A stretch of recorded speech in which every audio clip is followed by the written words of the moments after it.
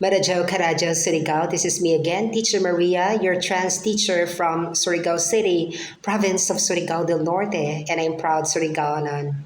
And for today's brand new English word is day, E, N, O, U, E, M, E, N, T.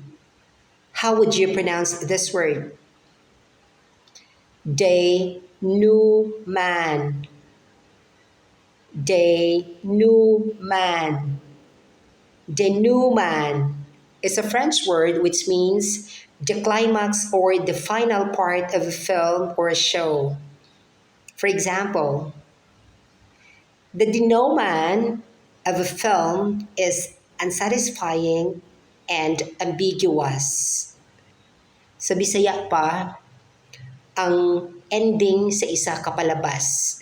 'Di ba? Pag nangita kita ng palabas, anato permi gajud kuan, tun bata pa kita, permi kita mangutana kundi nato makitaan ang last part, mula ang judge kita na umay ending sa palabas na ato pangita kay waya makita makapangita kay tigsugo kita sa nanay.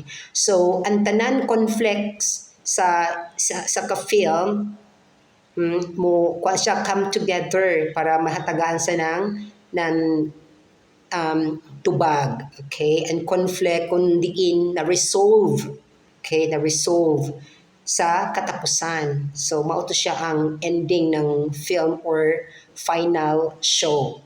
Mao to siya. So hinaot na kasabot ka mo. So kung uya makasabot, mag-comment below, then tubagon ka mo isa-isa.